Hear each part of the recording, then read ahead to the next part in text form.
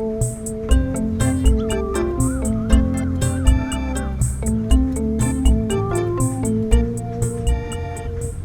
the Dull Men's Club a while back when we got tired of reading and hearing so much about people always striving for the glitz and glam, trying to keep up with the Joneses, always trying to get a fancier car, a bigger house, travel to more exotic places and come home and tell everybody. They go to Las Vegas and come back and say, hey, I heard Neil Diamond, you know, big deal. Dull Men's Club is a place in cyberspace where dull men can hang out and share their experiences with fellow dull men and women that appreciate dull men. It's a sanctuary for them, a place they can hide out, get away from the glitz and glam, the hurly-burly, all the noise of modern life, the pressures to keep up with the Joneses. I don't know who the Joneses are anyway. Do you? I think being a roundabout spotter can be somewhat a lonely hobby sometimes. In fact, my ex-wife hated the fact that I was a roundabout spotter, and in the end she left me. But I don't mind that because I can go out now roundabout spotting whenever I want. I don't have any quarrels over that. So that's the positive side of things about that.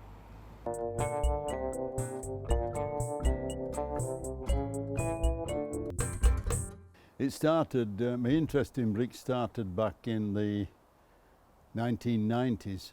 I worked for 16 years at Rothwell Colliery, just south of Leeds. I was asked if I could go down to the colliery, the old colliery site. All the buildings had been demolished. I noticed that these bricks were lying about and the names of the brickmakers were there. So straight away I thought, well, it's a shame these things being broken up, and I asked him if I could take some. Took about half a dozen or a dozen so, and came back. And eventually I've collected about 40, all different name makers. And that's where the interest started. When demolition takes place, there are still lots of bricks that are left lying about on the ground that nobody wants. So yeah, they are throwaway. But we live in a throwaway world, don't we really? And someone comes along like me and picks it up and makes something of it. One of the nominees last year was Peter Willis, a retired postman living in Malvern in Worcestershire. Peter is making it his mission now in retirement to travel around England, photographing every one of the 15,000 post boxes in England. Lovely box. It's 150, 60 years old. Absolutely wonderful. But look at this rubbish plate, and when it was put on crooked, and the boss didn't even notice.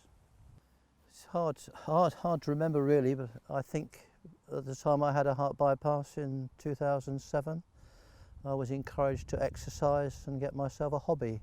It's become, it's become addictive in a way that it takes me to places that I would not normally visit. But yes, I do consider myself an artist, but it may not work every time, but I try very hard. I'm very conscious of what's behind the box or boxes. Collections and museums, we have over 100 categories of items now that they're museums for. Ordinary items like soap, coat hangers, toothpicks, typewriters, staplers, shopping trolleys. The list is endless. My mission is to find every milk bottle I haven't got. It's 78 foot by 12, my milk bottle museum, which I started off as a small building and then gradually added bits onto it until it's the size you see now as an L shape. It holds approximately 17,500 milk bottles, which my children worked out was about 14.25 ton of glass. Well, do a lot of walking and climbing and belonged to many clubs over the years doing the same thing. And if there was ever a bottle or something different, I was the one that found it and took it home. People often ask us, is this Dull Men's Club, is it a movement? No, it's not a movement. We like to stay put. People also ask us, is the Dull Men's Club one of these 12-step programs? No. 12-step programs try to get people to change their behavior. The Dull Men's Club is a 2-step program.